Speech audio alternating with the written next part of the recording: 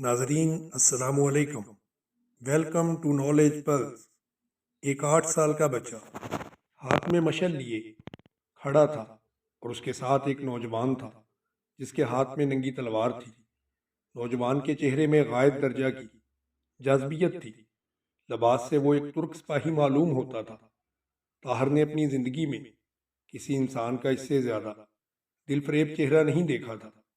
वो एक लम्हे के लिए उसकी तरफ मबहूत सा होकर देखता रहा। कमसिन लड़का और उस नौजवान की सूरत में काफ़ी मुशाबहत थी। ताहर ने महसूस किया कि खुदा ने उसकी रहनुमाई के लिए आसमान से 2 फरिश्ते भेजे हैं। दोनों परेशानी की हालत में उसकी तरफ घूर रहे थे। ताहर ने अस्सलामु अलैकुम कहा।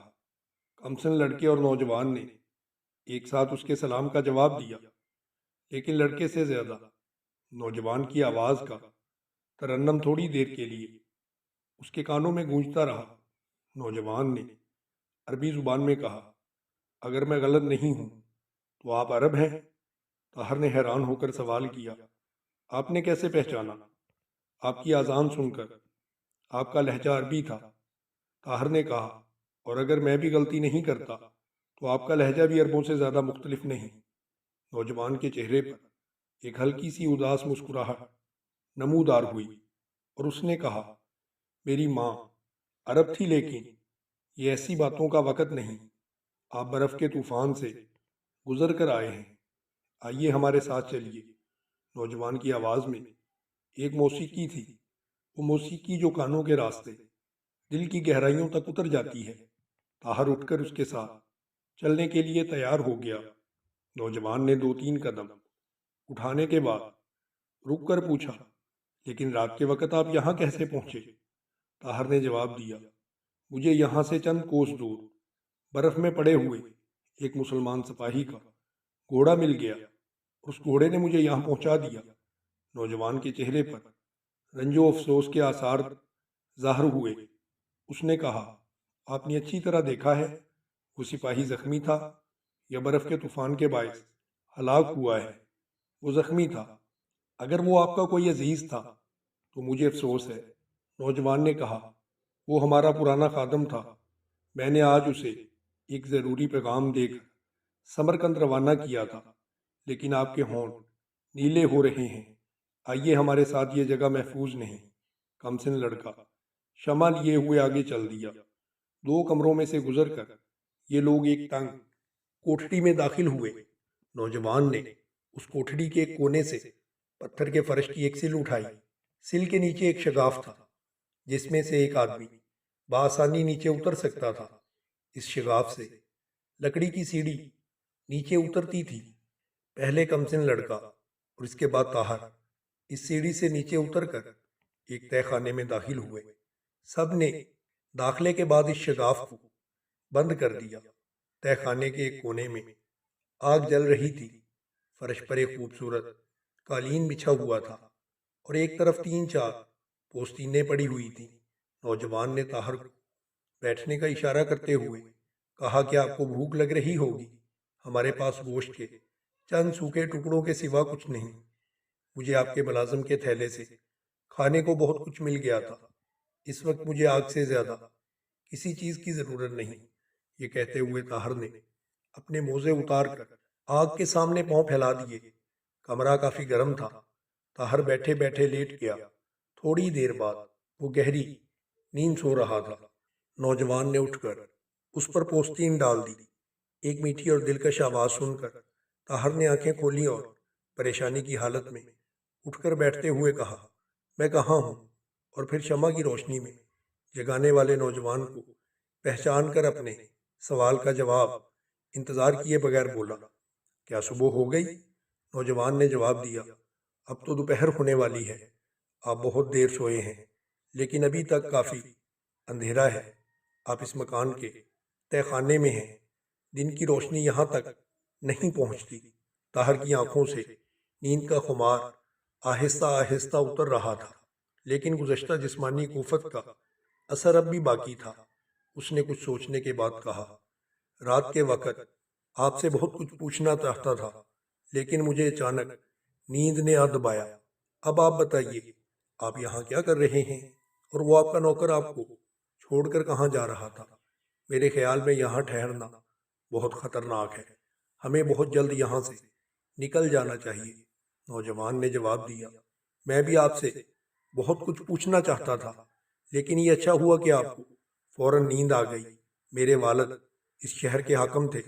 سلطان کی شکست کے بعد آس پاس کی بستیوں کی طرح اس شہر میں بھی خوف و ہراس پھیل گیا، اور وہ لوگ اپنے بال بچوں کے ساتھ بلخ، بخارا اور سمرقند کی طرف ہجرت کر گئے۔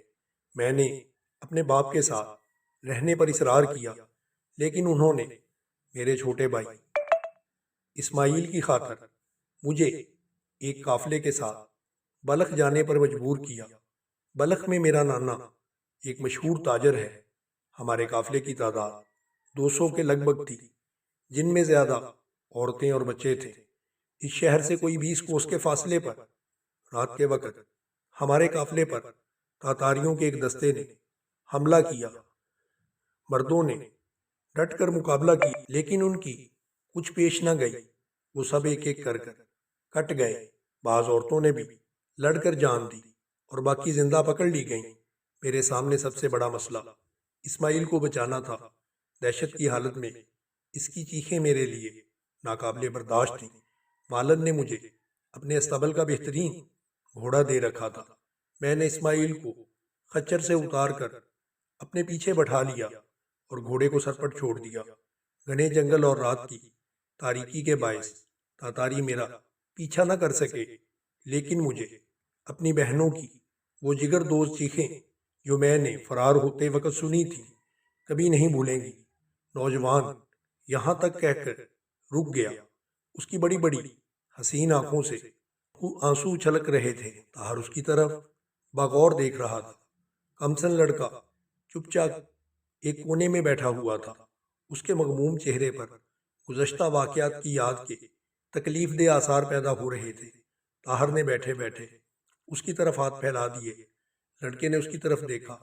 ایک لمحہ ہچکچاہٹ کے بعد وہ اپنی جگہ سے اٹھا اور چند سسکیاں لینے کے بعد بھاگ کر طاہر کے ساتھ لپٹ گیا۔ تھوڑی دیر اس نے ہونٹ بھینچ کر سسکیاں ضبط کرنے کی کوشش کی، لیکن جب طاہر نے اس کے سر پر ہاتھ پھیرتے ہوئے اسے تسلی دینے کی کوشش کی تو پھوٹ پھوٹ کر رونے لگا۔ طاہر نے کہا، ڈرو نہیں، ہم بہت جلد کسی محفوظ مقام پر پہنچ جائیں گے۔ لڑکے نے کہا، لیکن راستے میں تاتاری ہوں گے، وہ بچوں کو کھا جاتے ہیں۔ نہیں نہیں، تمہیں کسی نے غلط بتایا ہے، نوجوان نے طاہر سے مخاطب ہو کر کہا۔ اسماعیل مجھے تسلیاں دیا کرتا تھا، آج خدا جانے اسے کیا ہو گیا ہے۔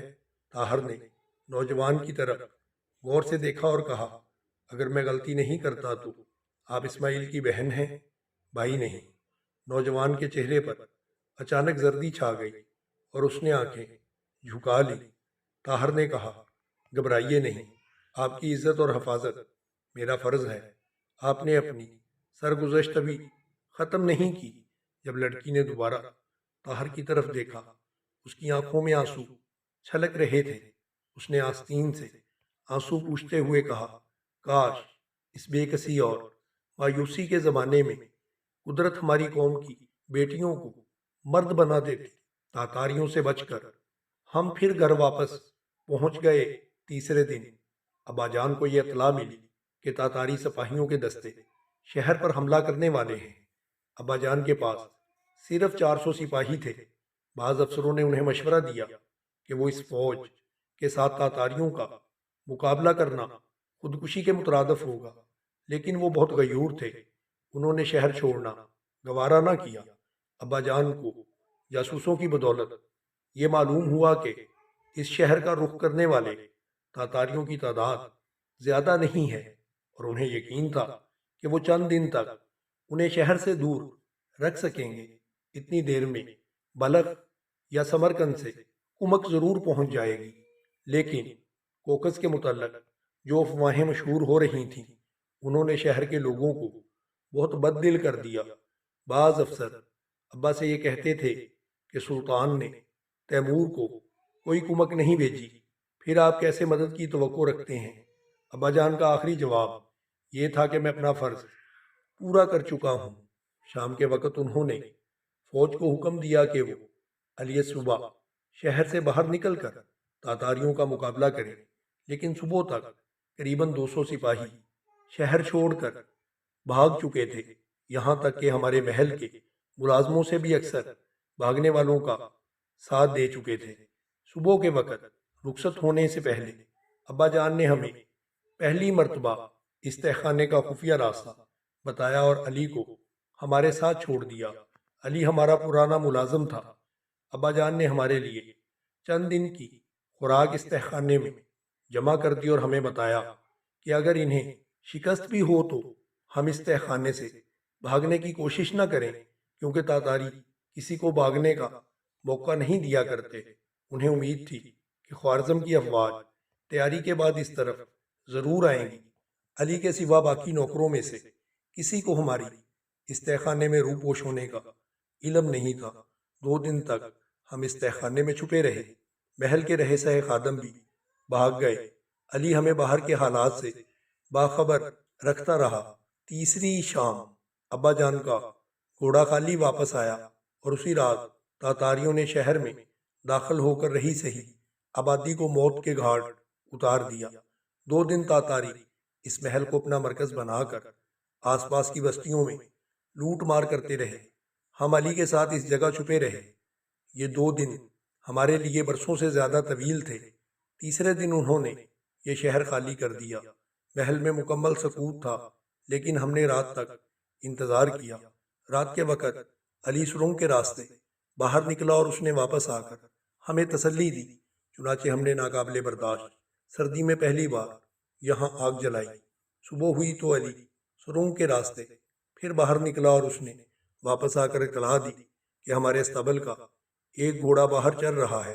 وہ اسے پکڑ کر استبل میں باندھ آیا۔ اس کے بعد 4 دن تک ہم یہ دعائیں کرتے رہے کہ مسلمانوں کی کوئی فوج اس طرف آ نکلے۔ پرسوں رات ہم نے یہ فیصلہ کیا کہ علی صبح اس مقام کو خیر باد کہہ کے بلخ کی طرف روانہ ہو جائیں گے۔ ممکن ہے کہ راستے کی کسی فوجی چوکی سے مدد مل جائے، لیکن پچھلے پہر برف باری کے آثار دیکھ کر میں نے سمرقند کے گورنر کے نام یہ درخواست لکھی کہ ہمیں یہاں سے نکال کر بلخ پہنچانے کے لیے فوج کا ایک دستہ بھیجا جائے۔ علی میری درخواست لے کر کل روانہ ہوا۔